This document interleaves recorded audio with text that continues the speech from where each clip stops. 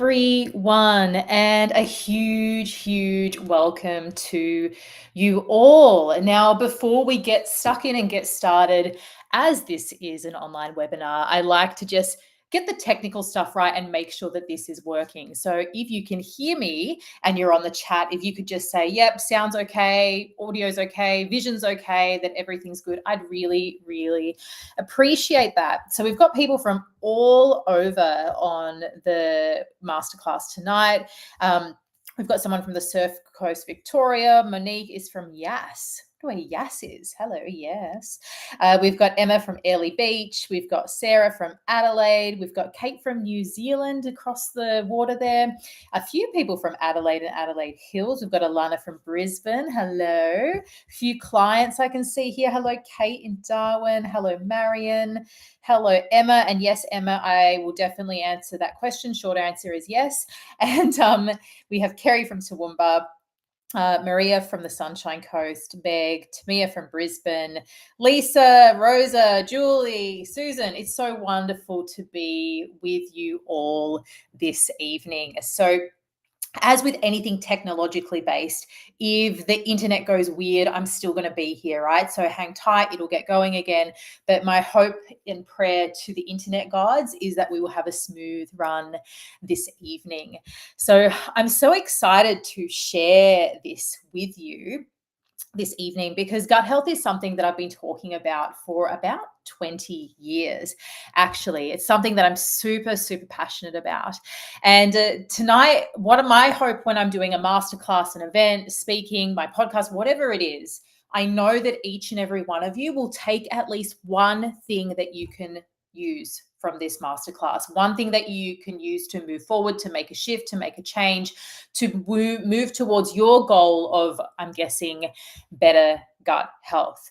Now, we've got some old friends and new friends alike. So before we get started, what I would love to do is really tell you a little bit about myself and the context in which I'm going to tell you this information. So I am a clinical naturopath nutritionist. I'm an author. I am the founder of Shift Clinics, where we help people to shift their health and their life. I'll talk a bit more about that as we go through. But my specialty really is understanding the landscape of the entire health. What are all the parts that make you you, that have led you to be exactly where you are today? And what we'll come to discover with this masterclass is when it comes to gut and digestive health, we really need to have a look at all of the different parts of you, right? It's not just about one bacteria or one area that's dysfunctional. The gut actually is a complex system with many different moving parts. And by understanding that and getting a proper diagnosis, we can really begin to get to the bottom of things. So just briefly, a little bit about me and I guess my story. So I am originally from Melbourne. I'm a Melbourne, Victoria girl. I live in Brisbane now. And I grew up in the western suburbs of Melbourne with my siblings, my mother, my father. Now, my journey through this life early on was very tumultuous. So I grew up in a home with domestic violence. Dad was an alcoholic, so lots of early childhood trauma and things going on for me. And I guess you would say one thing led to another. And before I knew it, I was 15 years old. I was homeless and I was living on the streets of Melbourne. So this is Flinders Street train station. And actually in the bushes down there is where myself and other displaced youths used to sleep in the evening, and amongst our various other places in Melbourne as well. So really a lot going on for me. Now, I was very fortunate because a friend of mine was moving to far north Queensland. So if you know Australia very well, you'll understand that Melbourne's on one end and the Daintree Rainforest, far north Queensland, is on the other. And her mother asked if I would like to go with her. And after much to and froing, my mum said yes. I was 15, almost 16 years old. And I got on a Greyhound bus and I moved to far north Queensland by myself with this family.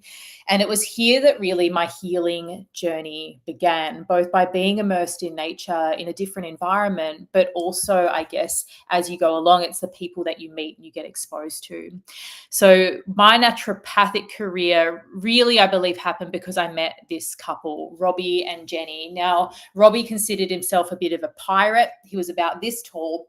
And he used to kind of have a bit of small man syndrome going on. And you can see he's got a huge crocodile tooth around his neck in that photo. And then his wife, Jenny, she was this beautiful, kind soul, and she became like a second mother to me. So Jenny really was quite a pivotal person in my life. And we would sit around her table having cups of tea. And the thing with Jenny was that she was very, very sick. So Jenny had a condition called lupus, which is a progressive autoimmune disease. And it was the first time in my life that I'd ever really experienced anyone that was properly and truly unwell. So it really impacted me. And as Jenny got sicker, her medication cabinet grew and grew, and really, no, they really couldn't do anything about it, right? As it so happened, I was in Cairns, in the big city of Cairns, and I stumbled across a book on herbal medicine. And I read this book and I thought, why isn't everybody doing this? This is amazing. Herbs can heal this and do this. And my passion for herbal medicine has been there ever since. So one day I was at uni down in Brisbane, moved to Brisbane to study a Bachelor of Naturopathy. So I was at uni, and I got a phone call from Jenny's daughter, and she said, Kat, mum's passed away. Now, I was only 21 at the time, and Jenny was only 46 years old. And that really impacted me. And I think a little piece of Jenny stays with me in absolutely everything that I do. I think about Jenny, and I think about the other patients like her that go through the medical system and end up this way, that really, really don't have to. So that is how I ended up becoming a naturopath. So I went on from then and started a business, a little clinic. I wrote a book about 10 years ago now called Get Well, Stay Well. And wrote this book, had a little team of people, and over the years kind of progressed my business and my practice. And we're now one of Australia's leading health practices, and we have a team of 12 amazing women and a couple of guys that work in helping people to heal their entire health. I released a podcast called The Shift a couple of years ago as well. Now, a lot of you would be fans of The Shift or listening to The Shift, and if you are, thank you, and please review if you haven't. But The Shift is an audio documentary series, and the natural thought was, well, season one, it has to be gut health, right? Because the gut is the center of everything. The gut is how we digest. It's really associated with every single health condition. So of course I'm going to start with gut health, and that's exactly what I did. Now for The Shift, I went to the US and London, and I did 12 states in the US and London in just 3 weeks. So I flew around, I did all of my interviews live pre-COVID times, and I stitched it together in an audio documentary series, of which I'm incredibly proud of. And if you have not listened to it, it would be an absolutely amazing next step to do after this, because it has heaps and heaps and heaps of information about gut health and everything that surrounds that as well. So let me know that you can hear me okay, that everything's good. Hopefully that's all good. This is our Brisbane clinic. So we have our Brisbane headquarters in Milton, Brisbane, but we help patients worldwide through online programs, through the podcast, and through our signature natural health memberships. So we really specialize in helping patients with complex chronic conditions. I'm going to go through some case studies with you later on in this presentation, and I'll show you how that works. Great. Thank you, Rosa. I'll show you how that works.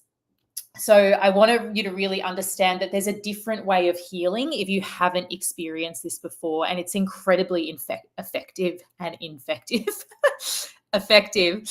And this is something that we've been doing at the Shift Clinic for 15 years next year. We're coming into our 15th year of business, and we've actually helped 15,000 people to move through their health issues. So we know a thing or two about health. So when it comes to naturopathic healthcare, we're looking at how do we diagnose the whole picture? How do we look at the gut health, but all the other things that are surrounding it? How do I prescribe the right herbs, the right supplements to get the right result? How do I get a proper diagnosis and do testing? So it's very sophisticated and very comprehensive. And I think if you haven't been down this pathway before, it can be really difficult to understand exactly what a good naturopath can do for you. And this is what I really want to paint this picture today. today because it is such a valuable modality when it comes to gut health. And a lot of the things that I'm going to be talking about and getting you to do with your gut come from these naturopathic principles. So we've got quite a bit to move through. I've got 80 slides and 60 minutes. I'm going to answer each and every question that you have. So if something pops up or you're wondering how it applies to you, please do put it in the chat. I promise you that I will get to it at the end. I'm also going to give you guys an offer if you want to work with us at the end, because I know that some of you are going to. If you don't, that's totally okay. There's going to be people that are going to want to need more, and there's going to be people that are going to take this and use the info and run with it, and I'm okay either way as long as you're making a shift. So let's talk about gut health and what it is and why it's important, right? There's two main facets of why digestion and gut health is important for overall health. The first one is your ability to digest and absorb nutrients. So as I'm going to talk about, your small intestine is 6 meters long and has a surface area of a tennis court. Even a 10% reduction in function over the days and weeks and months will significantly impact your ability to digest nutrients through your food. So what we need to consider is, what do we need to do to help that digestive capacity so that you have all the nutrients that will prevent various disease and dysfunction in the body, right? Because nutrients are your building blocks. The second part of it is that in your gut, you have your microbiome, which is the 2 to 3 kilograms of bacteria, yeast, parasites, other organisms like archaea that we're only just beginning to understand, that live in here. And when they're out of balance, it drives disease. So we know every single chronic disease has links with poor diversity in the gut microbiome. It is just as important, if not more important, than the genes that you're born with. So we know that this is an area that's so important. Lastly, if you have gut symptoms, you're going to feel like crap all the time. Like, who wants to be running around bloated, or their bowels are weird, or that kind of thing? So from a symptomatic quality of life perspective, when we solve our patients' gut problems, they are over the moon. Like, the moment when I get my either constipated or diarrhea patients that have great poos, they're like, Katherine, my poos are amazing. And they're like just gushing with joy. I swear I'm not over exaggerating. Like, literally just that happened a couple of days ago. So this is what it means to us, right? It's nutrition, it's overall health and disease prevention, and it's also just quality of life and how we're feeling. Your gut is a really good barometer for how you're going. Are you eating the right foods? Are things okay in the body? How is stress going? And a bowel movement is a really easy indicator that we can look at every day. And I know every now and again I'll get a client that'll come in and they'll be like, well, I don't know, I don't look at it. So to which my response is, okay, well, what does it feel like? Does it feel runny? Does it feel loose? Does it feel hard to come out? Because when we look and feel and can experience that, it gives us a lot of data. And I'm going to share some of that data with you so you can self-diagnose or get a bit of an idea of what could some of these things potentially be that need to be worked on. So to begin with, we're going to take a little journey through the digestive system, okay? From the mouth coming into the stomach and then coming all the way down here. So I'm going to move through this fairly quickly. So you will get the replay, and I do talk fast sometimes. And I think it's just, I get really excited about making sure that I give you as much as you possibly can. So let's talk about how we digest food. Digestion starts in the mouth. How many of you chew your food properly? Put in the chat for me, yes or no. I chew my food, I don't chew my food. My guess is probably most of you is not enough. We tend to eat on the run, we're busy, we chew our food until it's just like big enough to swallow, and then it just kind of goes through. This is what you're missing out on when you do that. In your mouth are millions of little receptor sites, right? They're tasting the food that you're having and they're telling your gut. Yes, you can have copies of the slides, Susan. I'll sort that out in one of a follow-up email for you. Yeah, for sure. Because there is a lot of data on here. So they're tasting the food that you're eating, and it's telling the liver, it's telling the stomach, it's telling the intestines what's coming. So you're going to start producing the things that you need down the production line just from chewing your food properly. The second part is mechanical digestion. Mechanical digestion means you're literally chewing your food until it's a paste in your mouth. It's doing two things. It's making it really small. So when it gets into the stomach's going to have an easy time of digesting that. But the second part is, as you're chewing, saliva is mixing with that food, and it's going to start digesting it because there's enzymes in your saliva. How amazing is the body, right? So right here, we do it properly. We're going to set up for the rest of the process to occur. So when we don't chew our food properly, it means that it's going to get into the stomach, it's going to get into the lower intestine, and the body's not going to be super happy about that, right? Your stomach contains acid to break down protein, to break down the proteins and get the minerals out of it, and to begin that really bulky period of digestion. We are often hypochloritic. We don't have enough acid. The biggest cause of this is stress. Okay, as we go through, you'll see gut brain, nervous system brain. So stress, sleep, anxiety significantly impacts our gut health. And this is half the beauty of why what we do at Shift works so well, because we will treat both at the same time. Okay, so when we're stressed, we have low stomach acid, and the food's not chewed properly, it's going to sit in there. What's going to happen? It's going to leave the duodenum, which is that lower part, and it's going to be partially digested. It's going to get into the small intestine, and it's going to ferment in a non-beneficial way. You're going to have chunks of food rather than particles of food. Yeah, you can see how that would make sense and make it more difficult. If our stomach acid's low, iron deficiency happens very easily, and B12 deficiency happens very easily. And both of those will cause fatigue, okay, tiredness, foggy headedness, etc. And I know as I'm going through this, like we've got 120 people live right now and many more that are going to watch the replay.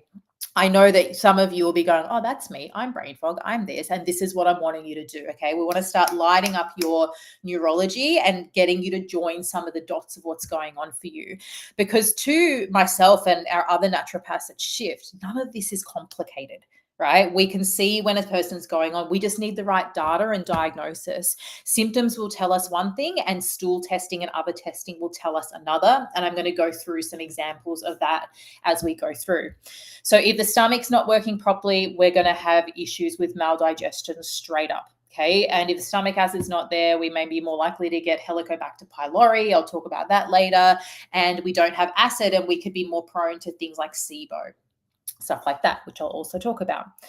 Okay. The next stage of digestion is in the duodenum. And this is like action stations, because you've got the stomach acid coming in, you've got pancreatic enzymes that are also entering that same space, and you've got bile coming from the liver gallbladder, right? So the bile's job is to break down fats. And when we're deficient in bile, often we can be constipated. Okay. And that's like one of the main ways that we help to cure constipation is by supporting that system. If we're stressed, our acid goes down, our enzymes go down as well, right? So we don't have as many enzyme production through the liver. Again, maldigestion, bloating, indigestion, irritation, more food intolerance, etc. Once it moves that air down there, it gets into the small intestine. And the small intestine, as I said, is 6 meters long. It has all of these little villi, which are like little finger-like projections that just make surface area. And it has the surface area of a tennis court. So if you have a 5 centimeter piece of that small intestine that just is dysfunctional, maybe there's too much yeast or bacteria, or it's inflamed or it's irritated, it's not digesting, absorbing properly, you will get nutritional deficiencies over the weeks and months from that.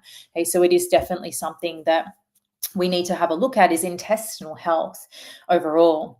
Once it comes through the small intestine, it then enters the large bowel. And this is actually where the bulk of your bacteria live. In fact, the large bowel, the colon, has 10 times more bacteria than the small intestine.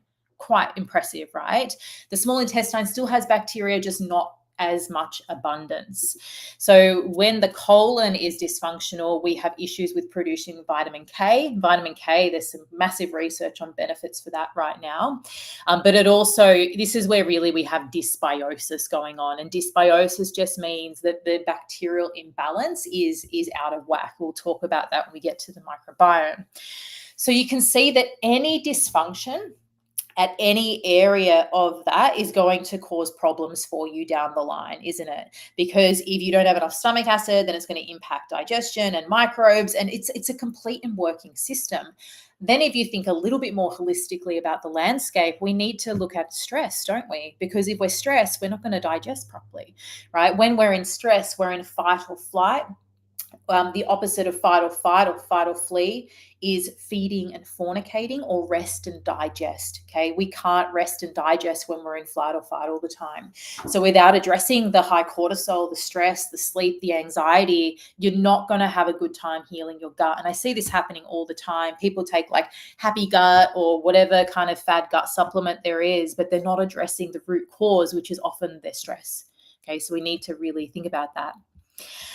Bloating is the number one symptom that bothers people the most. I find it's just visceral. It's there. As women, we can feel a bit icky. Like some of my clients, they come in and they're like pregnant. They're like, Katherine, when I wake up in the morning, I've got a flat stomach. By 2 p.m., I look like I'm 3 or 4 months pregnant, 6 months pregnant. And it's bothering and it's uncomfortable. There's two reasons bloating happens at the macro level. One of them is just weird fermentation. So food is in there and it's fermenting and it's causing gas, and that gas is getting stuck and it's bloating. The second one is more of like an inflammatory, potentially immunoreactive, where it's like fluid bloating. So this is where I eat and immediately I'm bloated. How can that be fermentation? It hasn't even left the stomach yet, right? It's like an immediate response and the body's like, I'm not feeling good. And this is just showing that there's irritation in the gut. This is where people get diagnosed with IBS, irritable bowel syndrome. There is no such thing as irritable bowel syndrome. Really, you have irritable bowels, but we don't know why. Okay, it's not a diagnosis because it doesn't give you the diagnosis of why. Your IBS is going to be because of a number of different things, some of which I'm going to go through. It's going to be nervous system dysfunction, dysbiosis, a bacteria, a yeast.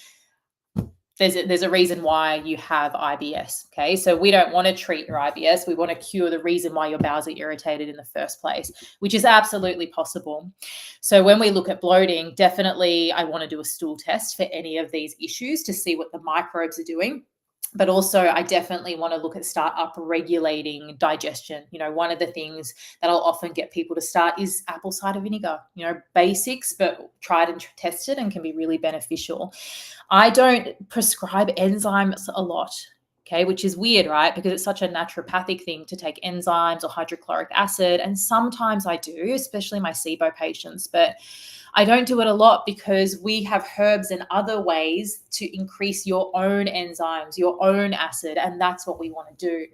So in the Heal Your Gut program that we do, which is like an 8-week program, self-guided, one of the modules is what are the foods that you're going to eat to just upregulate your own gut? And it's things like bitter foods, right? It's lemon peels, it's rocket, it's ginger. Like we're trying to get your own digestive capacity happening. What about heartburn? And heartburn can show up as like a pain in the chest, even like a dry cough or an irritated cough or a mucusy, or sometimes like even like a vomity, acidy feeling in the throat. Often this starts with low stomach acid, which leads to the sphincter that normally holds everything tight becoming loose, a loose lower esophageal sphincter. Then what happens is the acid that is there will actually come up and cause problems. And then what happens is you go to your doctor, they prescribe a proton pump inhibitor, and then that cuts off your acid. So let's talk just a moment about PPIs, proton pump inhibitors, things like Pari, Nexium. There's a bunch of them, but they're the acid blockers, right? Somac is another one. The purpose of them is to completely cut off acid, which means often they're very good for symptoms because you don't have any of that to really be irritated or do what it needs to do. And I am getting your questions and I promise I'll come back to them. So please keep writing them as they come into your mind because it helps everyone else as well. The issue with PPIs is they were never intended to be used long-term. They were supposed to be short-term for things like gastric ulcer. You would use your proton pump inhibitor and then you're done with it. People are put on them and they're just staying on them. And we know now irrefutably from research, and we're talking massive, massive meta-analysis population studies, that if you take a proton pump inhibitor long-term, you will more likely die early of all-cause mortality. Okay. And that means that people who take proton pump inhibitors more likely to meet their end earlier and potentially from things like other chronic diseases. So it's not a good thing. And if you look at it holistically, making stomach acid is part of your metabolic system to remove acid from your body, right? You have to create acid from somewhere. If that acid is being suppressed, you're going to build up acidity in the body. That creates inflammation. Inflammation drives disease. That's at a very basic metabolic level. Then you think about the deficiencies in B12 and iron and protein that happen from these drugs. The difference is in bacteria, because now you don't have that stomach acid to kind of kill off that bacteria in the upper small intestine. There's a lot of problems that come from these drugs, and the longer our clients are on them, sometimes the longer it might take to get off them. But there absolutely is a way to do it. When people are chronically hooked to them, it can just take that little bit longer and that bit of extra care. But there's many things that we can do to turn that around, and it's something I'm really passionate about, because when people are on these, I see, if I see a client that's a bit older, they might be on 3, 4, 5 medications. And if I look at them, the first thing I want to think about is which of these potentially don't they need? And Nexium, proton pump inhibitors, if we can help them to get off of them, there's no detriment in that usually. Okay, so it's something that we need to have a look at. You can see I feel very strongly about that. Indigestion is just sort of like crossed over with bloating a bit. It just means like things are sitting and they're not flowing through properly. Same thing, lack of enzymes, dysbiosis, same kind of causes, potentially the same as bloating, but different symptoms and descriptions by different people, depending on what's going on. Oh, that's how I do that. Okay. What we got? Bowel disease. I'm just going to flick through here. Just give me a moment. Okay, diarrhea and constipation. Let's talk about that. First, let's talk about what's a normal poo. What's a perfect poo? What does it look like? So a perfect poo, every day. Anything less than daily is constipation. And I would argue if you're only having one small bowel movement a day, that's not enough either. So 1, 2 a day is healthy. 3 also okay. Formed like a log. I feel good when I do a poo. So the question I ask my clients is, do you feel empty afterwards? And if they're like, yeah, I'm like, do you feel like you've had a good poo? And they'll be like, yeah, actually I have. Or no, actually it kind of doesn't feel like that way. So it should be like easy to come out quickly. You shouldn't need to read a book, and it should feel like a good poo. It should be a clean snap. So no wiping, stickiness, mucus, definitely no blood. Blood is a red flag. And for that, I would be referring on to your doctor to get investigated and to look at a colonoscopy and that kind of thing. But definitely that's not normal, right? So constipation can be where it's just hard and pellety. It can be you have to strain, but it can be for some of our clients, like they might go once or twice a week, quite literally, right? And the causes of that are often food, right? So it's not enough fiber, not enough water in the diet are the biggest ones. And then after that, we look at things like SIBO, especially methane dominant SIBO, or EMO, they're calling it now, intestinal methane overgrowth, which can absolutely contribute to SIBO type conditions and constipation. It can be just dysbiosis. It can be a food intolerance. Gluten is chronic for this. Dairy tends to cause more diarrhea. It can be the other way around. Okay, so gluten and dairy come up a lot in my Heal Your Gut program. It's the first module that we look at, is helping you to eliminate gluten and dairy from your diet. And if you're watching this and you have gut issues and you haven't tried that, it probably will help in some way, right? And I know it's really difficult, but if you've had chronic gut issues, eating gluten and dairy will just prevent you from healing. It really does cause a bit of a problem. Okay, but diarrhea, on the other hand, constipation is an issue because it blocks us up and keeps the toxins in. So we're trying to eliminate, we're trying to move stuff out, but the constipation means that it's stuck. So constipation is a risk factor for endometriosis, right? So I see a lot of my chronic endo patients that have constipation history. It also means that we're accumulating more heavy metals, more hormones. If you're on the oral contraceptive pill and you're constipated, you're going to have higher levels than people that aren't, because your body can't eliminate it properly, because it moves it through the liver and it sits in there too long and it will reabsorb it. Diarrhea, on the other hand, is when the transit time is too fast. So this is where it's watery, it's mushy. You're going to lose moisture from your body doing that. So you're going to be dehydrated, but I hate the effects. I don't know how to turn them on. You're going to be dehydrated, and you're also going to be losing nutrition because the transit time's too fast through the intestine. So you're not going to be able to extract what you need to out of your food. It's a problem, right? So either way, we need to work on it. I can tell you such extreme cases of constipation and diarrhea that we've helped patients heal themselves through. Extreme. One of them was, and I'll never forget it, she's like, I just hate it. I can't even drive to work. I can't go out without knowing where a toilet is. If I go to a friend's house, the first place I need to know is where the toilet is. I'm just so embarrassed. Like, I have accidents now and then. Like, horrible way to live your life, right? Just constantly, feeling this upset gut and worrying when you're going to blow. And for her, it took us 5 months to completely turn it around. We did a stool test. We found some different bacterial issues. We worked on stress. We healed the inflammation, and she pooed normally. And she's still like that to this day. So it's absolutely, you can get to the bottom of it if you know what you're looking for. Okay. So we need to look at parasites, dysbiosis, different things like that too. Okay. I will give you the slides because it has got a bit more detailed information, but I just want to make sure that we can get what we need. Great questions coming through. Keep them coming. They're really awesome. All right, let's look at why things go wrong. We've touched on this a little bit as we've gone through, but let's see what happens. The biggest one, of course, is its diet. It starts with our diet and it starts with our nervous system. The nervous system dysregulation shuts down the digestive function, and just the modern diet isn't conducive to gut health. There's not enough fiber to feed the microbes that we're having. There's too many refined and ultra-processed foods and things that are just damaging to the gut. Things like the oral contraceptive pill can damage the gut microbiome, as can non-steroidal anti-inflammatories like Nurofen or other painkillers, Voltaren, stuff like that, really damaging to the gut, aspirin. But also gluten and dairy. Gluten and dairy are interesting because the proteins are big for both of them, and they're inflammatory and they're immunoreactive. So we don't see patients at Shift that are just a tiny bit bloated. Generally, we see clients that have complex and chronic issues, and that stuff that's been going on for a while. So we're quite high level in how we can solve problems and diagnose them.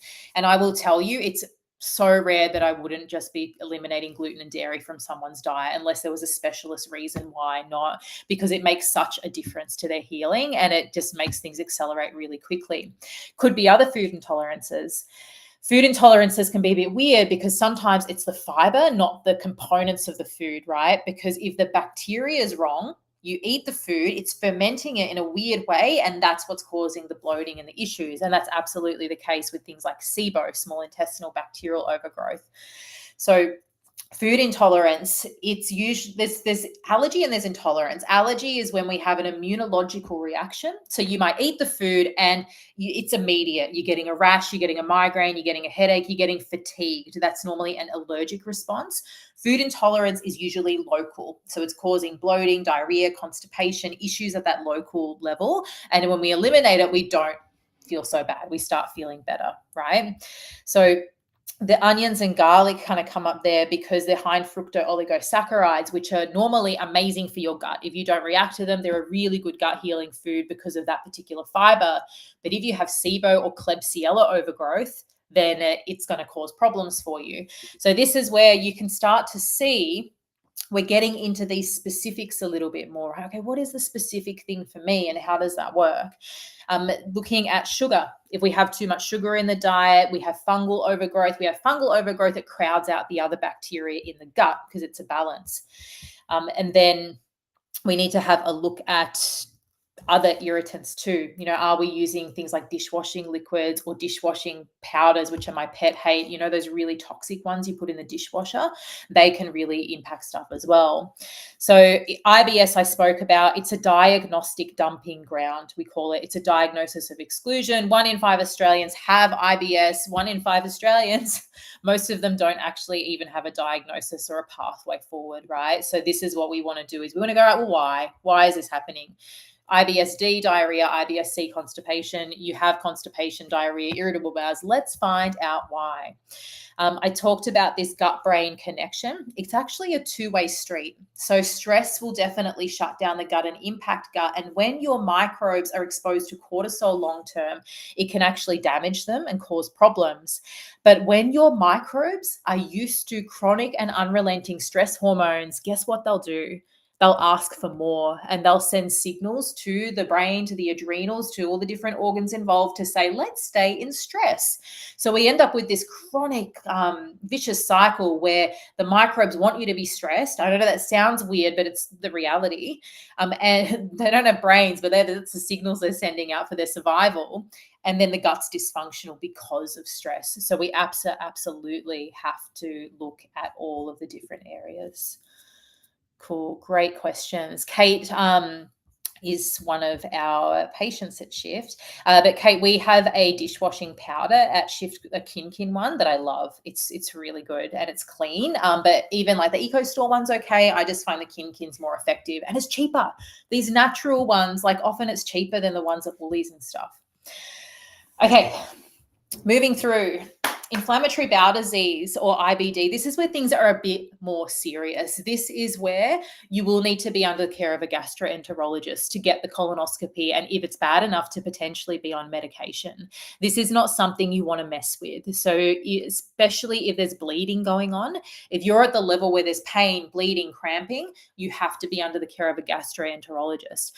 Gastros aren't overall very good at gut health. Right. And if you're a gastro listening to this, I know that's hard to swallow. But what I mean is, from a total health perspective, looking at healing the gut and helping it to be a healthy gut, not just not diseased. And by disease, things like inflammatory bowel disease or anything more severe, they don't really have a good understanding of the process of digestion, the microbial landscape, and what it takes to heal it. And that's because conventional drugs can't heal your gut, right? The drugs that they use for these conditions can keep the immune system suppressed, and they can definitely save lives and do good things.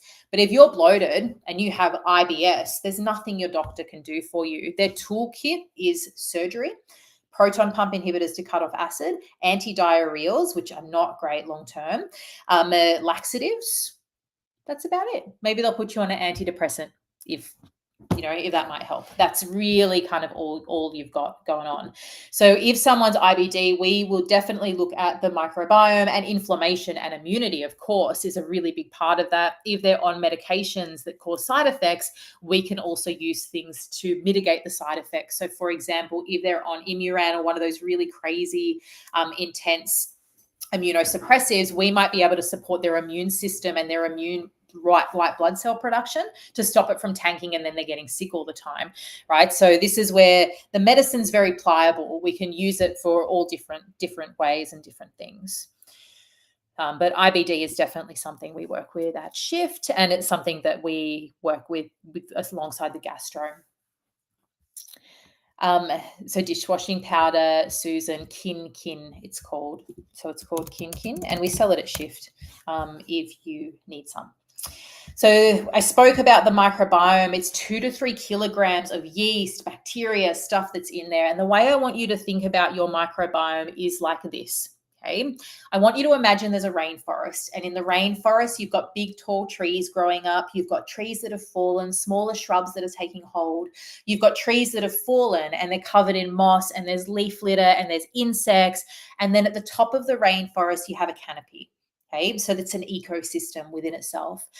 If the canopy was Lactobacillus rhamnosus, let's say it got eradicated from antibiotic use or something like that, we lose our lactobacillus, the canopy of the rainforest. What will happen to the rainforest below? You're going to have different levels of humidity, less moss, less insects. Different plants are going to take hold and start taking advantage of the extra sunlight in the situation. And that's exactly what's happening in our gut. So when we have a dysbiotic gut, it just means that the balance is not right. When people have issues with the microbiome, it's never because of one bacteria. Okay. And so something might come in, but it's because of the disruption, or it was allowed to be used. And this is what you you need to understand about your microbiome. So the way that we look at it is we need to get the data to understand how we're going to heal it. If you break down the DNA of your body, you're 99% bacterial DNA. These guys are a big deal. And in any patient that we see at Shift, and we see some really, like significant issues, a lot of autoimmune, etc., we always will treat the gut as part of their protocol, depending on what's going on, if that's going to be at the start or that's going to be later on down the track. But we always look at gut and sleep. They are the two foundations that you absolutely need for gut health. Okay. Why is our microbes not great? It's the way we live our lives. Like one of the things that I talk about these days, and I'm writing my second book at the moment and doing research for that.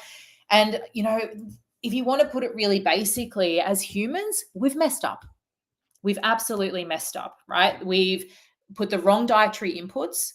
Industry really controls what we eat. We've got massive levels of pollution and man-made chemicals. Stress, social media, technology, the way that pervades into our life and doesn't allow our nervous system to rest. We have messed up, and humans are not faring well for it.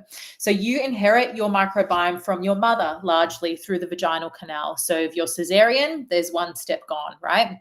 You then get microbes through breast milk, and prebiotics and probiotics through mum's breast milk, and then you'll pick up whatever's in the environment. So when we're really young, we're developing our microbiome, and by the time we're about 3, we have an adult-like microbiome. Okay, our food and diet is too high in sugar, ultra-processed foods, refined carbohydrates. So these all damage the microbiome. Maybe we don't drink enough water.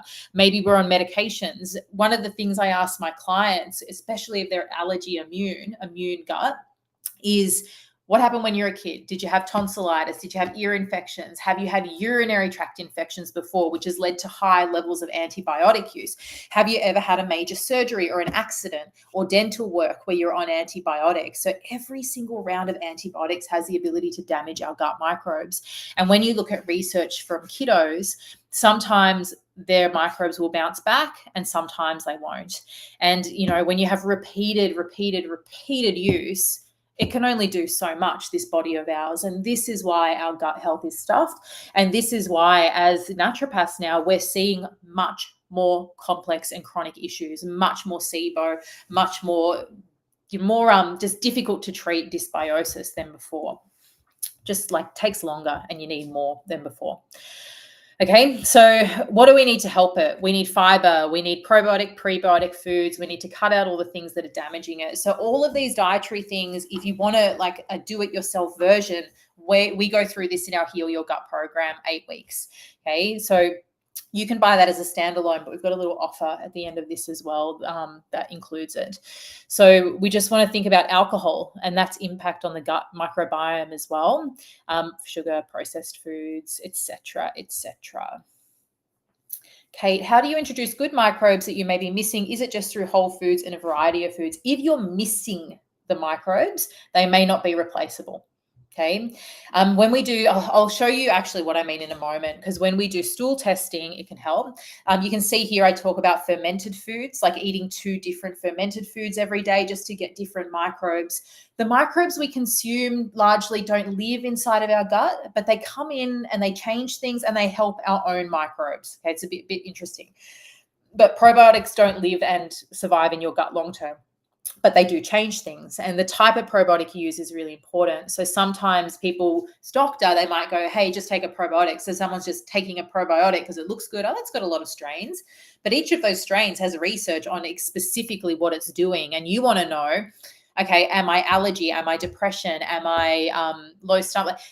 For every kind of condition, there's probiotics that are going to be more specific. And that's where you just get into more your precision medicine. That's all. Okay. Fiber, fruits, vegetables, whole grains, all of that stuff is really important for that. Okay, things to avoid: crackers, sugar, anything in a packet, basically. The ultra processed foods, and this is like, I'm writing about it in my book at the moment. It's industry, like if you look at the inside of the supermarket, everything on those shelves, about 90% of it is owned by 10 companies in the world, 10 massive ass corporations that control what is put in food and how it tastes and how it's addictive, right? So this is a science that's impacting us on a really big and global level. But that's a soapbox that I will get off because we'll be here all night, and I really want to talk about these case studies now. So we can do that. All right. I've got 3 examples for you here. These are patients from the shift clinic of mine and our other naturopaths. So we're a small team at the shift. We are a boutique clinic. I know sometimes with our podcast and our stuff, we might look like we're a bit bigger, but at the moment, it's just myself. I do a little bit of practice. I'm not taking new clients at the moment, though. And my other 2 naturopaths. So we have Vanessa Bronte at the moment, and we're about to bring on a 3rd. So we're a small boutique clinic. We work with less patients more deeply than heaps of patients a little bit. Okay, so the average life cycle for a client at our clinic is probably about 12 months, right? And the average time to heal a gut is about 6 to 9 months for most people. So when there's complex chronic stuff going on, you actually do need to kind of give it a little bit of time, and you'll see why. So this woman here was a 32-year-old teacher, quite a lot of stress. She had just weird poos, diarrhea, constipation, a bit all over the place, bloating, burping all the time, and like this feeling in her chest, really smelly gas. She wasn't sleeping. She was stressed. She was fatigued. She had PMS.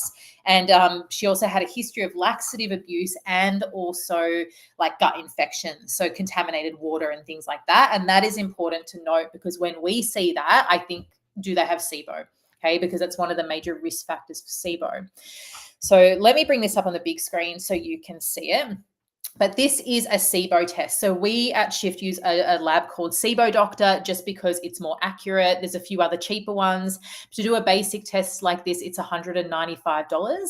But the reason that we did this test for this client was because of these really reactive symptoms, right? So if somebody is reactive, nauseous, has allergies concurrently, really severe bloating, then I'm thinking potentially SIBO. And we need to rule it out because if you have small intestinal bacterial overgrowth, the treatment is very different to if we're just treating bloating.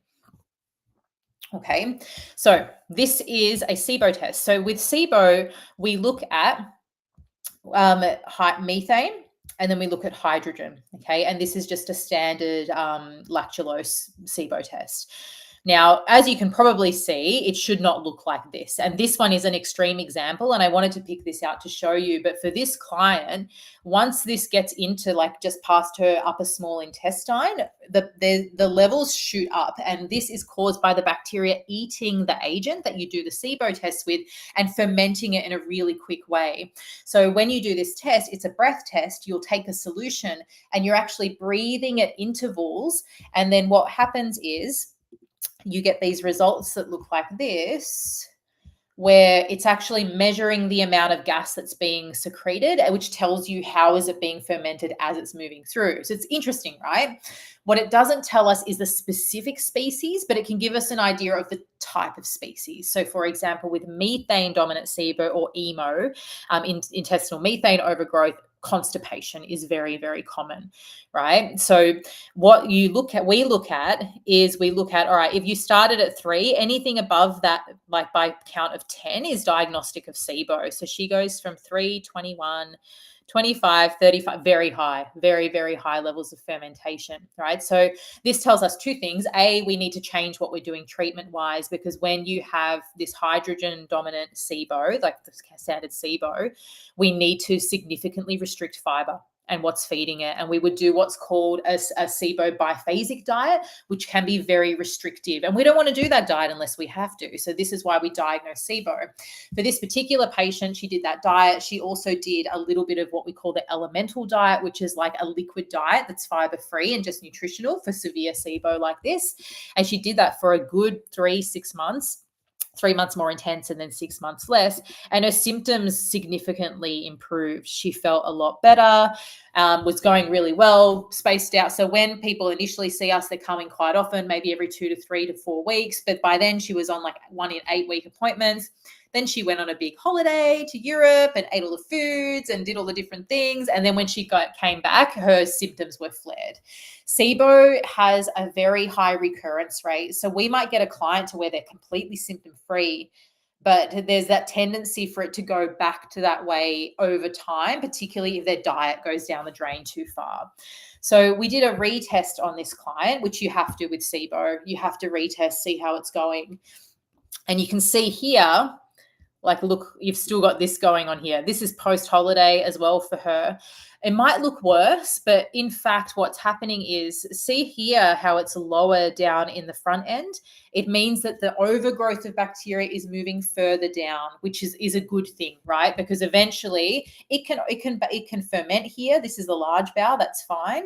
But when it's fermenting at these high levels at the start, it's going to be a lot worse. So this is just an example of some conditions are a bit reactive and require long-term management. And anyone that has proper SIBO, they need a partner of a naturopath, probably lifelong, and not like every month, but once they're in stability, they might want to check in at the very earliest signs of symptoms to get tested and get on top of it. Because the more significant it gets, the harder it is to treat. So these next couple of patients are quite recent. So this patient, she's 42. She's got alternating diarrhea, constipation, lots of food intolerances, lots of allergies. She's itchy. She's like, her eyes are itchy, irritated. Even when she wakes up in the morning and has a glass of water, she'll get bloated like she's pregnant. Gassy, daily gut pain. She's anxious. She's tired. She's not sleeping. This is a pretty common presentation for someone that sees us at shift. Right? It wouldn't be unusual for a patient to have 20, 30, 40 symptoms if you map them out one by one. And most of them are completely treatable. Well, your body will heal from it itself.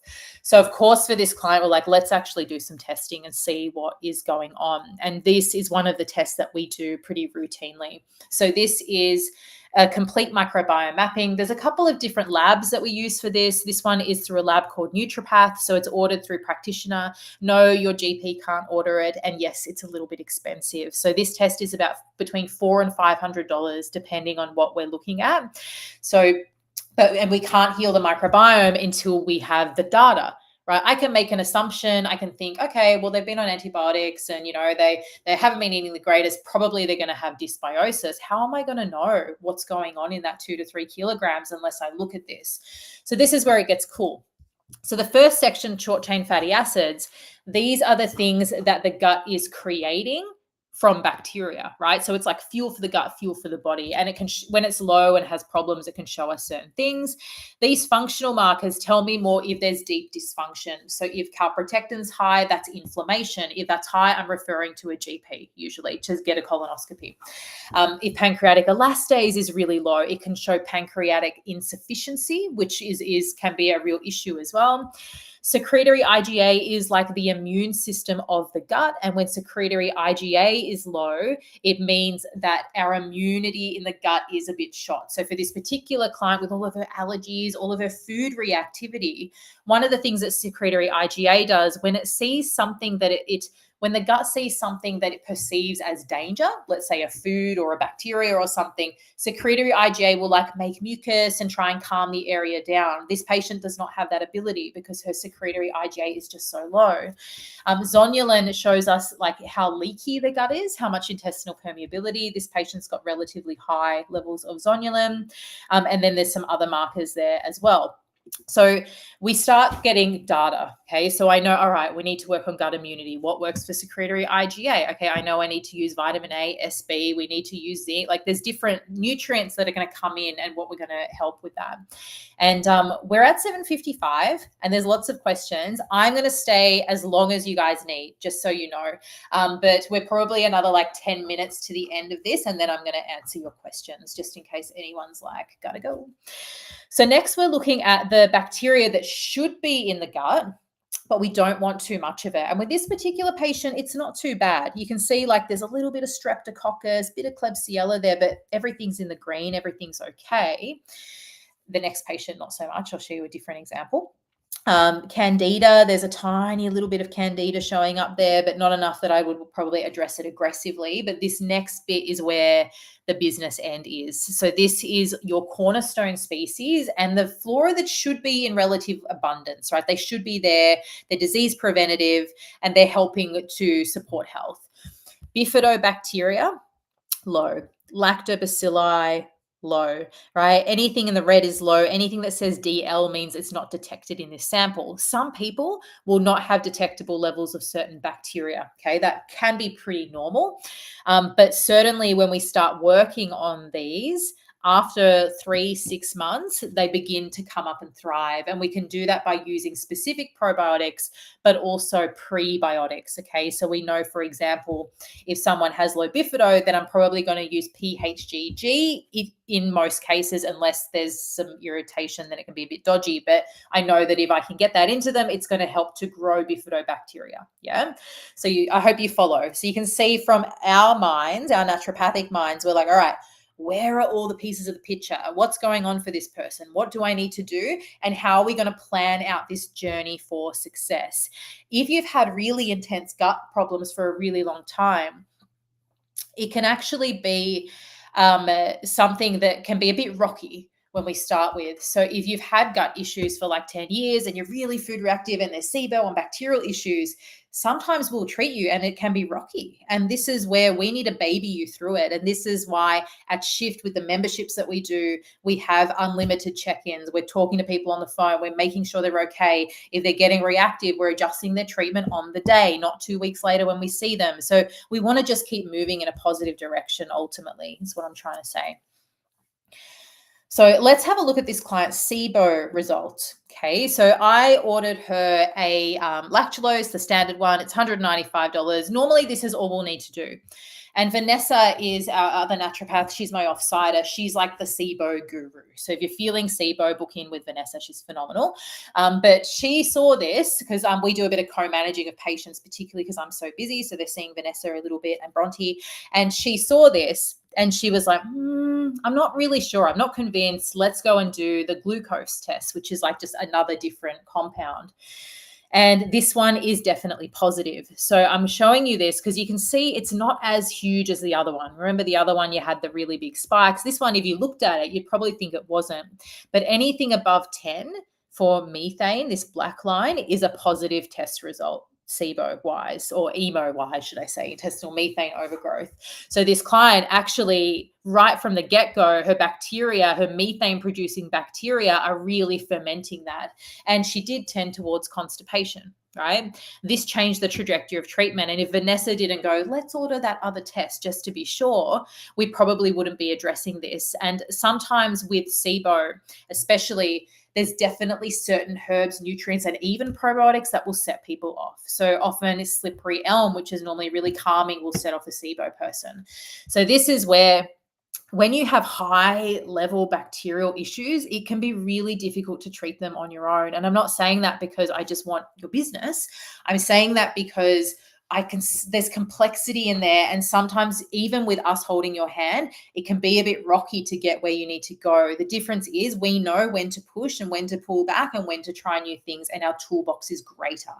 That's all. And no, you cannot get tested for SIBO by the GP. The GP is fairly useless when it comes to gut testing. They can do a parasitology PCR. They can do a breath test for H. pylori. That's really about it. There's not much else. This patient here, a 46-year-old, very, very, very significant eczema dermatitis. So she had her second COVID vaccine, her Moderna vaccine, got incredibly terrible dermatitis, like worst breakout in her life. She'd always had a bit of eczema, but it was really bad. So she had that going on. And then she was put on an immunosuppressive, which helped, like a really strong one to kind of calm everything down. And then she actually had a stroke. So the stroke they thought was potentially due to her medication. So now she's not allowed to take that medication. So then she turns up at our door going, I'm really itchy and I'm inflamed and I'm tired and I'm bloated. Can you help me? So we are only 4 months in with the journey with her. And it has been a little bit rocky with flare-ups, with eczema and this real inflamed and immunoreactivity. And I knew when I did her gut test that there would definitely be something coming in here. So let's have a look what she shows. Butyrate is very low. This is a direct result of not having the beneficial flora to produce butyrate in the gut. And butyrate is an antioxidant, very important. If it's low, it's not going to be great for the body. But this is where it gets really interesting with her because her zonulin is high, and this is associated with gluten intake, but stress as well, and certain bacteria. But it tells me there's leaky gut ultimately in her, so intestinal permeability. Her steatocrit is very high. This is a result of liver backed up, right? So when steatic it's really high, then we will use herbs to help to support bile flow through the liver and work on that. And this is definitely kind of fits in with her symptom picture. Now, when you have a look down here, she has a lot of overgrowth going on. She's got fused streptococcus, citrobacter, Klebsiella, which thrives on starches. She's got a candida overgrowth. And so when I'm looking through this and I'm going page by page, I'm waiting and going, all right, well, what's going on with the beneficial flora? So she has a very, very significant dysbiosis. These are all the different fungal tests that this particular lab tests for. And then if we go to the next page, we can see this is her beneficial flora. So you probably don't need to be a gut specialist naturopath to look at that and know it's not good. Yeah, lots of red, lots of not detecteds. This is not a great result for her. So her immune system is whack. 80% of the immune system lies in the gut. Autoimmune, allergy, immune deficiency as well, where people are just getting sick all of the time. All of that stuff requires treatment at the gut level. So that's what we're working on with her. And there's a lot of work to do, right? And the way that I describe it when I'm treating these type of patients is we have to take a top down and a bottom up approach. So bottom up is gut healing, right? It's foundations, it's gut healing, it's making sure they've got the nutrients and the stuff they need. Top down is we need to calm the storm that's happening above. So this is the histamine excess, the mast cell degranulation, the immune dysregulation, like the sensitivity, the inflammation. So we can use agents to do that while concurrently healing this base. And eventually you'll reach that level of stabilization. And for her, we had to do like a fairly significant restrictive diet, including getting rid of like eggs, nuts, grains, nightshade, like quite on that end.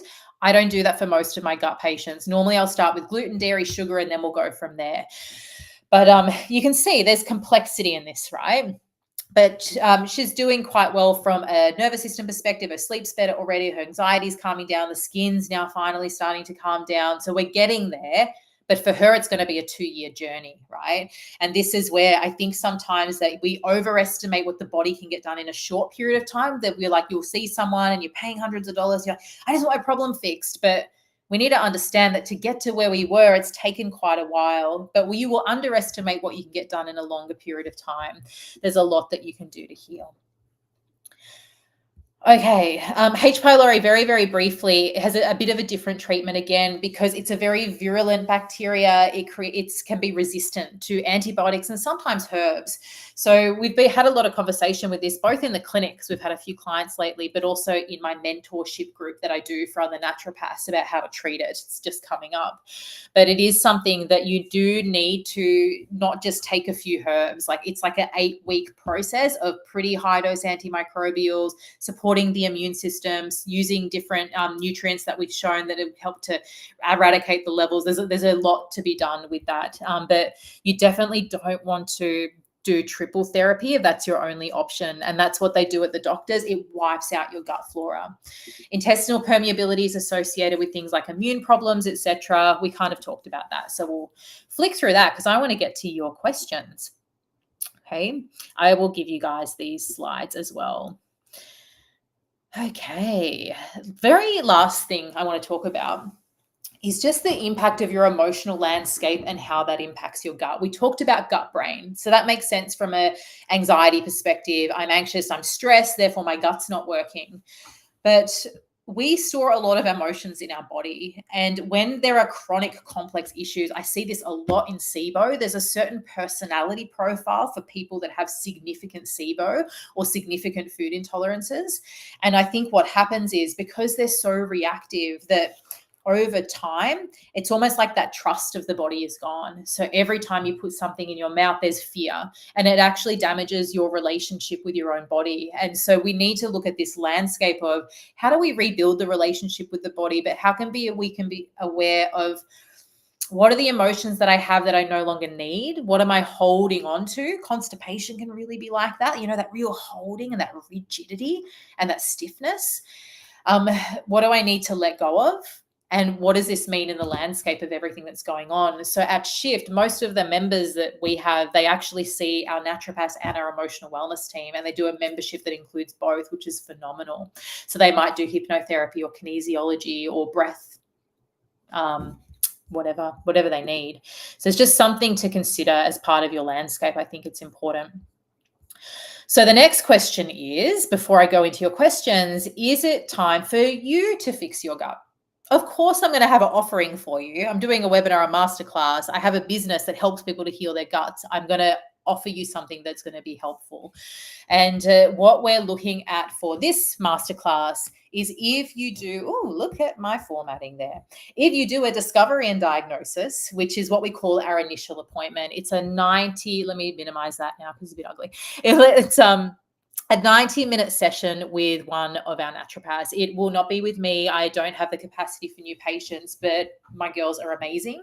And if anyone is super complex and tricky, we always work as a team. So we have 2 hours of case management meetings at Shift.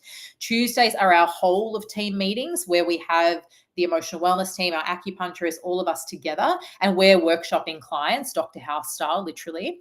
And then Thursdays is just our naturopaths, and that's where I'm mentoring and helping the girls, and we're talking about our tricky cases and making sure we're not missing anything so that we're on the same track, right?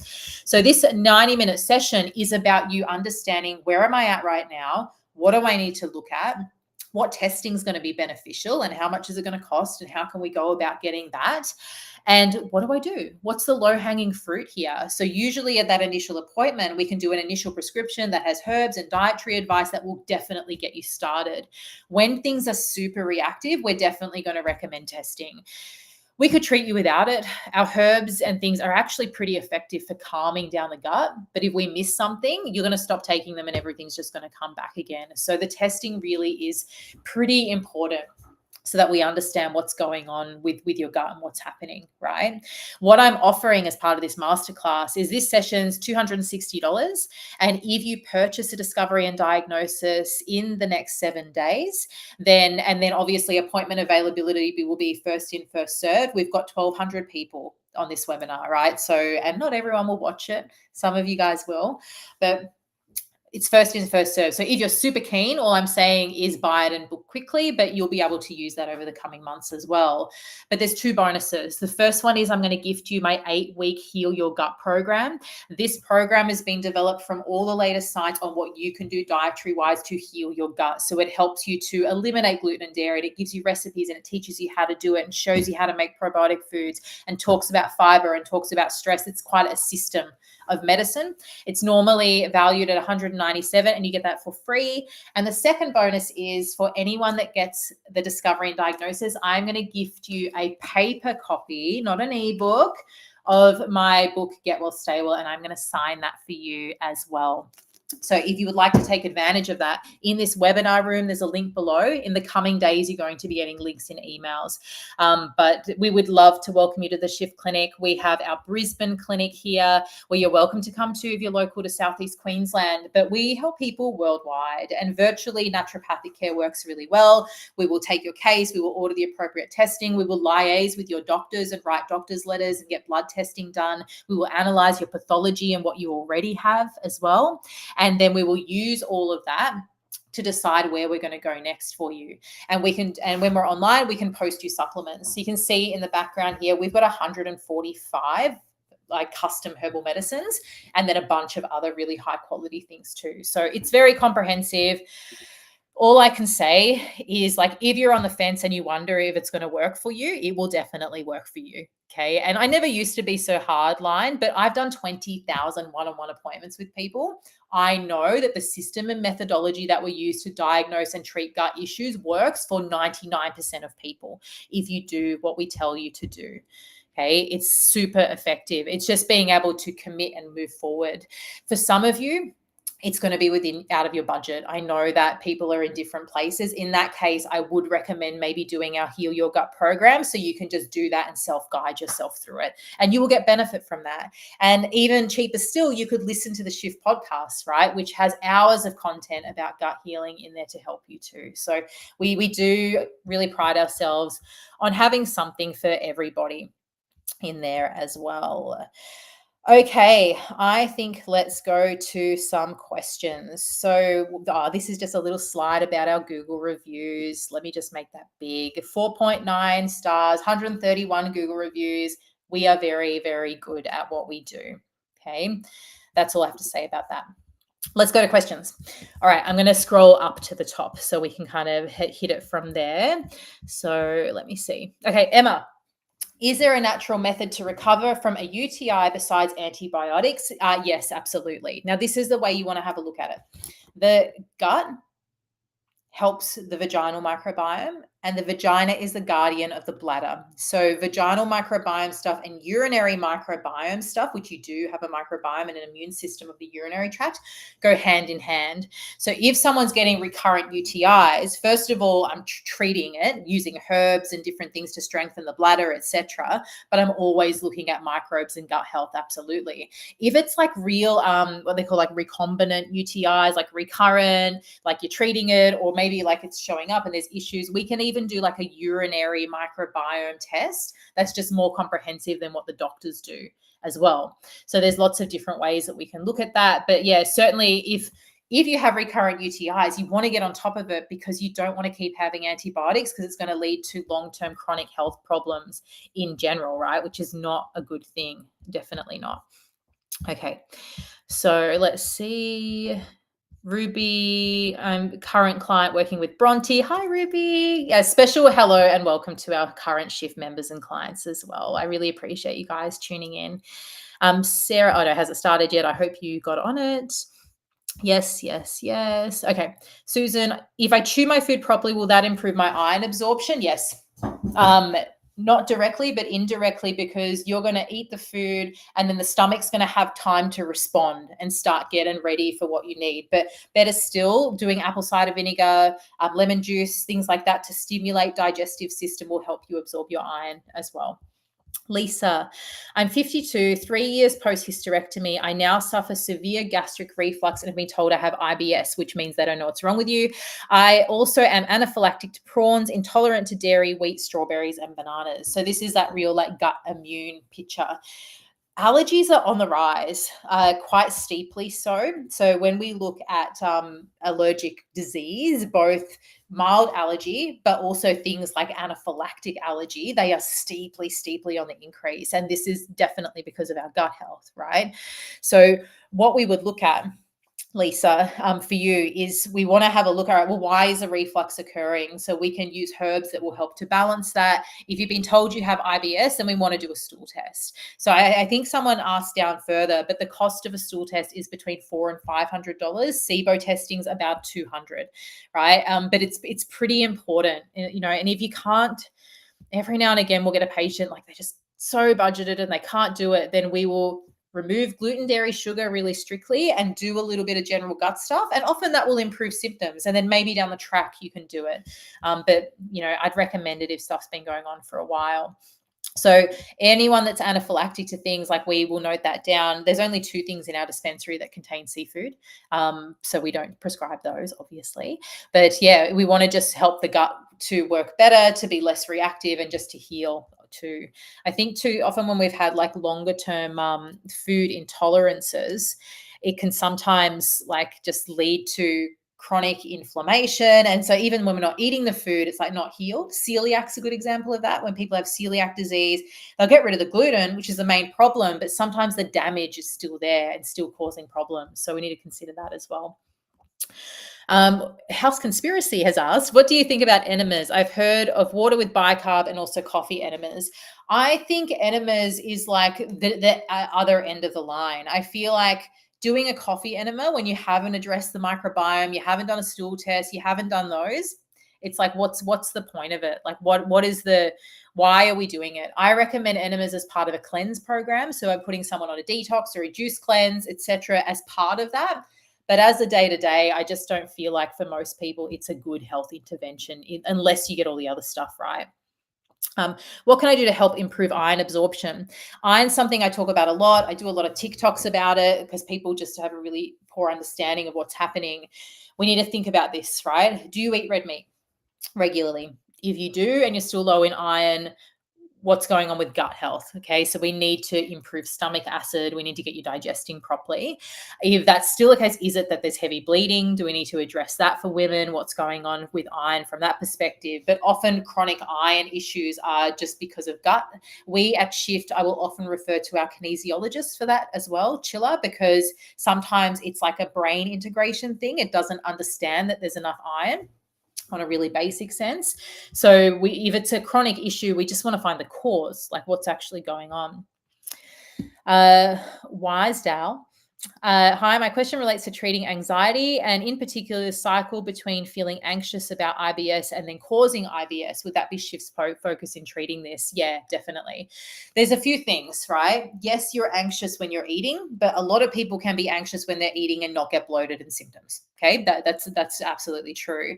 But what happens over time is when we have these IBS food intolerances, we do develop this really unhealthy relationship with food and this fear-based relationship with food where we're thinking, oh God, like, and there's nothing to eat, and what am I going to eat? And today, and by the time we eat, our anxiety and our stress levels are so high that we eat, and of course we can't digest, right? Because we're not in rest and digest. So it is a bit about rebuilding trust. Like our hypnotherapist, Gary, he does an IBS program that looks at stuff like this. So often I'll be sending people to him or sending them to Chiller to deal with it. But as we calm your system down and you become less reactive, you'll start rebuilding trust. So we want to really help get the mindset right. So we're working on all areas, working on mindset, we're working on physiology, and we're also just helping you to get back in control of your vehicle and rebuild that relationship of trust that we should have with our body. So we can absolutely help with that, and booking a discovery and diagnosis would be the first step. Ruby, what would you recommend to someone who wants to get into the naturopath nutrition space, as in study? Oh, we have a lot of clients that end up becoming naturopaths. There's a few naturopaths that I know of out there that used to be clients of ours. So I would say, Ruby, if you want to study naturopathy, like either Bronte, Vanessa, or any of us would be happy to sit down and have a chat to you about that. But it would be looking at, where do you want to go? Do you want to do research? Do you want to be like me, where you're more of a clinical practitioner? Do you want to do recipe development? So it really depends on where you see yourself, because if you want to work more with food and recipes, then nutrition is enough. But if you want to solve complex and chronic clients, you need herbal medicine, I believe. Nutritionists are amazing, but herbal medicine for this stuff, it elevates it next level. Like you can use nutrients as the cofactors, but magnesium's only going to get you so far. Like we've got herbs that help to restore the adrenals, that help to alleviate anxiety, that help to work on stress. Like we just have a bigger range of what we can do. But yeah, have a chat to us in the clinic. Kate, instead of dishwashing powder, kin, I spoke about that. Lisa, is there information available on the correlation between a gluten-free diet and type 2 diabetes? My sister was told her type 2 was due to her gluten-free celiac diet. It depends, right? Because lots of gluten-free foods are very high GI, but also wheat contains amygdalogliadin proteins, I think you pronounce it. And they actually cause insulin resistance. So wheat in itself is not a great food for insulin resistance. And most people who are eating wheat, they're not eating whole grain. They're not eating they're eating white refined wheat. So I would argue with that. It could be, but it could also be sugar as well. It's going to be carbohydrates, too many refined carbohydrates, too many ultra processed foods. It could be chips, potato chips. It could be that kind of thing as well. So it's possible, but it just depends on what else. So you do have to be cautious if you go gluten-free that you don't just swap for like these really white and highly refined products, because that's not going to do you any good. So often with bread, I'm trying to encourage my clients just to look for something else. So if you like doing toast, maybe we can do like a hash brown, or maybe we can do like some eggs with some spinach and some veggies or beans. Like maybe we can just get rid of the bread rather than having to substitute it with something that's different. It's my approach. Sarah, can I ask what your thoughts on the FODMAP diet? Yeah, FODMAP diet temporarily will help because it cuts out anything that's fermentable. Long-term will be harmful. And it's similar to a SIBO diet. SIBO is a bit next level from that, but a SIBO diet, takes away all the fiber. So because you want to starve the bacteria. But if you have dysbiosis and low bacteria and you go FODMAP, it might help your symptoms temporarily, but it's not going to solve the problem. So what we want to do is really do the microbiome testing and just see what's going on. So she says, I'm an extremely healthy person, very fussy with foods I put in my body, very active, but no matter what I eat or drink, I get bloated. I think if you're a healthy person, then we just need to look a bit closer under the microscope, right? And this is where doing that microbiome test would be good. So I would recommend booking the discovery and diagnosis, and we can work that out for you. Absolutely. Angela, let's talk polyps in the bowel. On the whole, my gut is great, but at 60, I've been prone to polyps. So we see polyps naturopathically as more of a, can be food intolerance, actually, both polyps in the nose, polyps in the bowel. That's a bit more old school naturopathic thinking, but also it's like a tissue weakness. Like, why is the tissue integrity not right and things are coming out, especially if also you have things like spider veins, varicose veins, any sense of prolapse, stuff like that can show that there's like a tissue integrity, and the bowel tissue is that integrity can be problematic. So as a really basic thing, things like bone broth and collagen, I would recommend for that, zinc, vitamin C. But they're quite common as you age. The issue is with polyps is we don't want them to turn into cancer. So that's why they test them and cut them out and do all of that stuff. Okay. Good. Pesticides. Yes, pesticides can damage the gut. Glyphosate. So wheat has glyphosate on it. That can damage the gut. But yeah, pesticides can. Kate, how do you introduce good microbes that you might be missing? I think we spoke about that briefly. What about mercury filling in your teeth? Not so much like a gut issue, but the issue with mercury fillings is, yes, there's mercury and maybe that could be leaching, but it's more because metal expands and contracts, it can crack your teeth. So you have hot and cold foods and it can cause like micro cracks or spaces in between the filling and your teeth, and that harbors bacteria. And then bacteria in that area is not good because it can cause problems. So, really it's like removal, but you need to go to a proper dentist to do that. Patrick, given dairy also affects the gut, do you then get dairy-free probiotics? Not necessarily, because the dairy that a probiotic might be created on, like fermented on, is very, very negligible. Like if my patients were very dairy, most of our ones are shifted dairy-free actually.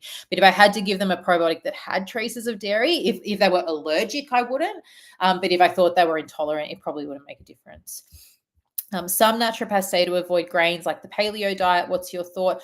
I don't think so. I would tend to go more gluten-free grains, but it really depends, right? If you have a Klebsiella overgrowth, then for a period of time, we're eliminating grains. It's very precise. This is what we want to look at. How do we use precision medicine? Not just like paleo diet's good for everyone or FODMAPs are good for everyone. Like we want to find out what is good for you and your little gut and what does it need.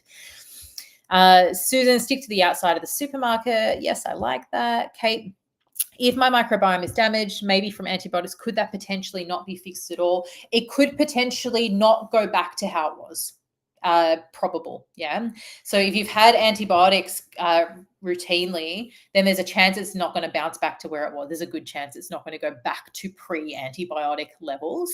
I often joke because my daughter, she's 12 now, and she grew up like purest baby. Her first 2 years, like organic. Now she just bloody eats whatever's in her friends' lunch boxes. I have no control. But she's never had antibiotics and she's never had a significant illness. I think she might have had Panadol once in her life when she was a baby. So she's very healthy from that point of view. And I always joke that she's like my fecal microbial transplant donor, so that if I need to like get like a fecal microbial transplant, I can collect some of her poo and take it in a pill and she can recolonize me. And that's really the only way that we would get back to where we were. And that's where the technology is going, definitely, but it's not there yet. But we definitely will be able to get it to a point where it's better. Yeah. And better is better. So if we can get it restored to 50% better than it is, then that's 50% less chance that it's going to cause disease and problems for you. And this is where it's knowing what to test for and then what to treat for. So definitely you want to work on it. There's no permanent, like we can work on it, and then we can do things like making sure that every day we're having probiotic foods and prebiotic foods and we're supporting the gut long term. And that's where that Heal Your Gut program really gives you the foundations. So it's a good combination, having the 8-week, having the discovery and diagnosis. You might just do that and you have that, and you've got a bit of individual diagnosis, and you can run with it and do what you want. And then I know some of you will decide to become members of the clinic, which involves a lot more support. Okay. Sarah, I'm thinking that's what I have SIBO of lots of smelly flatulence and belch a lot. Yeah, belching, nausea. It's probably worthwhile coming in and doing some testing on that. What are the detrimental effects of taking antidiuretics long term? So if you're taking, think about it, right? The body is irritated. It's trying to get something out. So it's going, I don't like this. I want it out of my body. The antidiarrheals are going to keep it in your body. So it's like that irritation and that blockage. It'll damage the microbiome. It's just not good.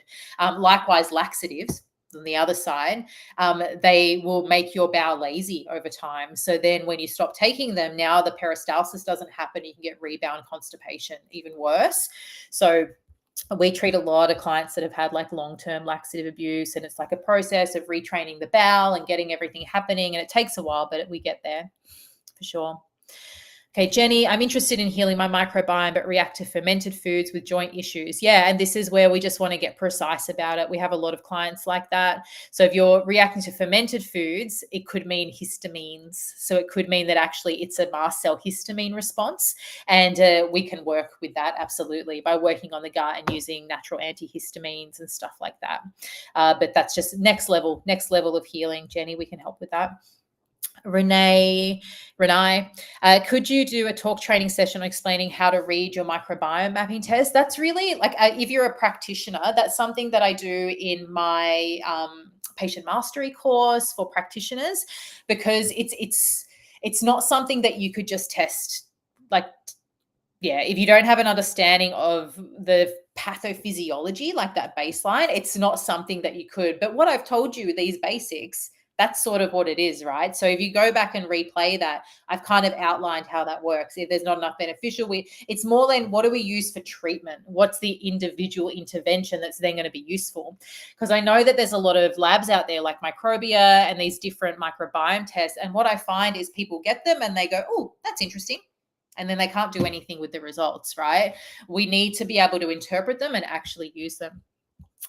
Kate, will I ever be able to eat dairy again? It depends. Some of my clients, we come off gluten and dairy, we heal the gut, they're symptom-free, and they bring it back in and they're okay. I don't recommend any of them to eat it every day. I say just save it like once or twice a week if you're out and about or if you have to. Some of them are totally fine and they love it. Others, never. Like it's their Achilles heel. Like I have one client at the moment, she can't have gluten. She's allergic to gluten. Her inflammatory markers are off the thing. She just can't give up gluten.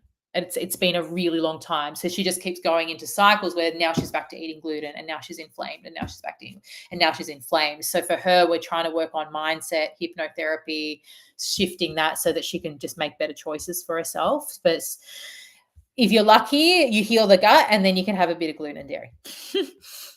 Most of you spoke about seems familiar, unfortunately. Even water triggers reflux. This is Rosa. 6 months now, I can only eat 7 very basic. Yeah, you need to have SIBO testing.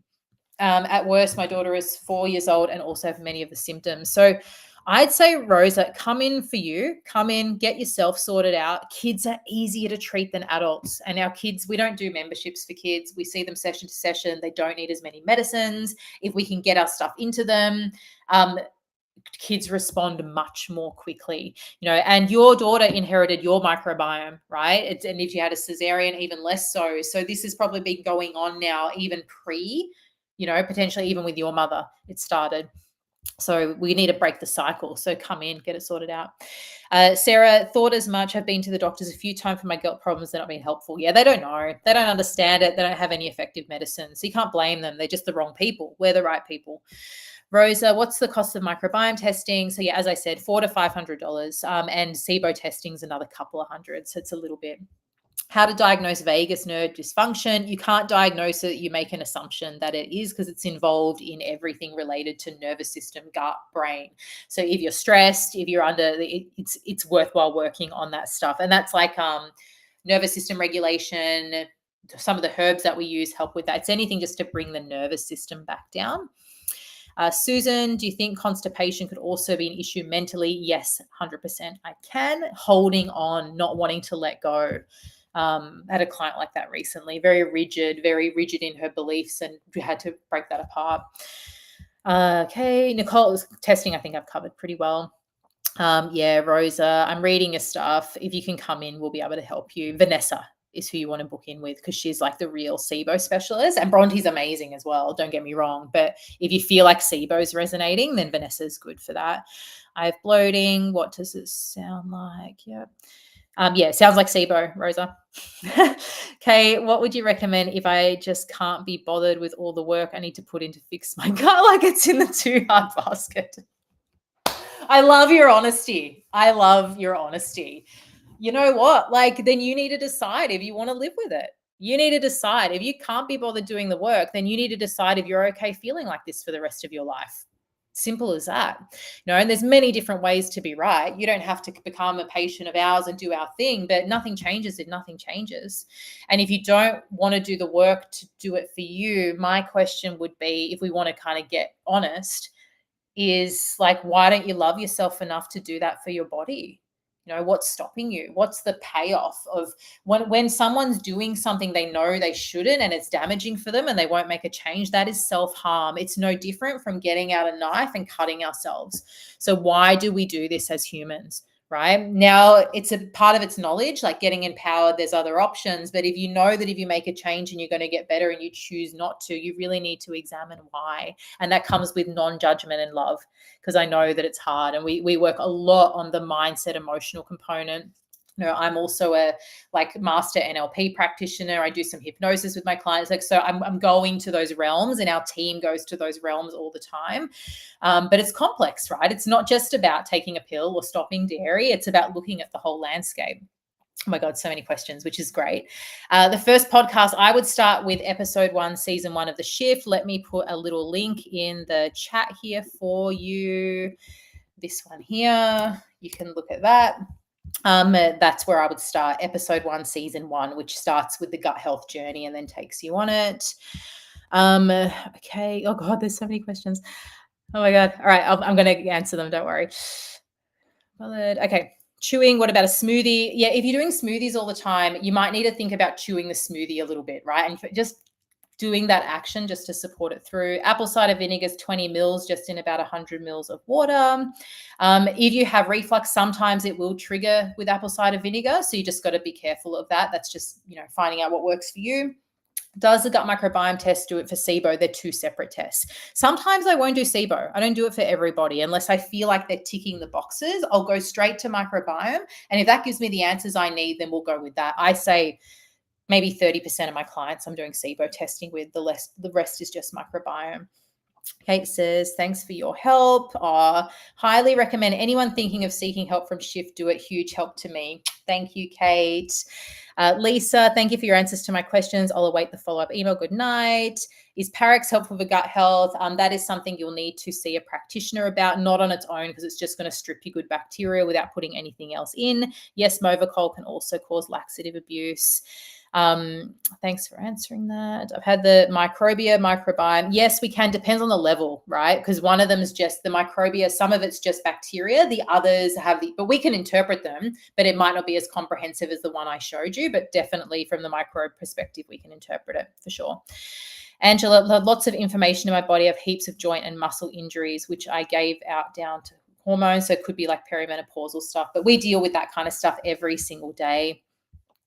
Yes, great. Yeah, Angela, we can help you. Absolutely. Methylation, yes, it's important, not necessarily for gut health, but for general health. All right, that was a bit rapid fire at the end, but thank you. Thank you so much for joining me. If you're not following me on social media, that's my Instagram there. Please come and say hello. I would love to hear your feedback. If you've enjoyed the session, just put a little note for me in the comments just now. I love educating and showing up and helping you all to make your shift, whether it's coming into the clinic or listening to the podcast or reading my next book, which I hope a lot of you will. If you do take us up on the offer, I will personally sign your book for you. We will welcome you into the clinic with open arms, and we would love to be able to help you to make your shift. So enjoy